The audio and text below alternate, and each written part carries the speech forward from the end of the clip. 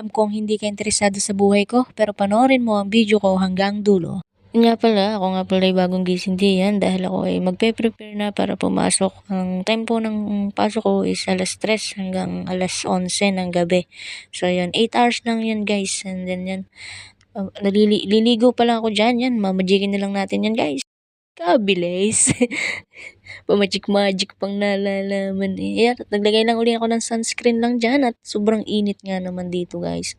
Kaya kailangan mo ba ng protection? Yung naman ka protection. Laging may protection na yan. Naglagay na lang din ako ng lip tint diyan dahil napaka-dry naman ho na aking labi. E di yung pinapula-pula lang natin na kaunti. At naglagay na rin ako dyan guys na palagay sa buhok para mag-fix yung buhok natin para kapag sa ganun ay nag-hairnet ako ay same pa rin bago po ako mag-out. Ngayon lang ako ng pinakatawas dyan sa medyas at ako hindi naalis ng bahay nang hindi yan nilalagyan ng tawas. Tapos kaya ho ang medyas ko dyan kahaba ay gawa ho na kami puro lakad. Ikakasakit naman ho sa binti.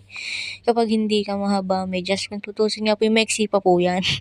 Kailangan ko talaga yung sobrang haba para kapag ay hindi sasakit yung binti gayon. At yun, at ako'y nagpabango na lang uli diyan dahil gusto ko ako'y mabango. Gano'n.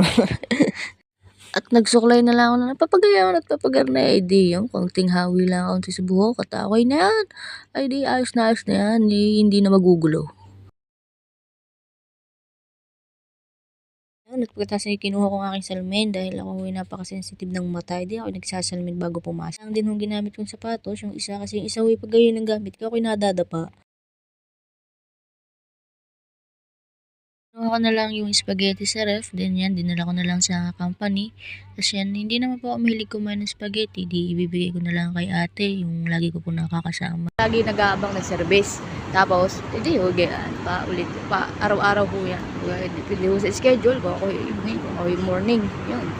At pagsakay ko nga hudi yan, agad mo nang may nag-time sa akin ng ganito. Ayun, pakinggan niya. Do you have any complaint? Kompensa. So yung nagpuntahan na lang kami at habang nasa biyahe, di syempre, puntahan na lang ang gagawin. Nakakainip din kapag hindi ka naman umuwi, hindi kayo maboboring. Pwede yan, gaya na nga lang, tahan, tapos yan, tawa na. Magaling ka ng Pinas, nakakamiss talaga magtrabaho. At yun guys, pack up na nga at uwi na yung natukwentuhan ulit pang kwentuhan.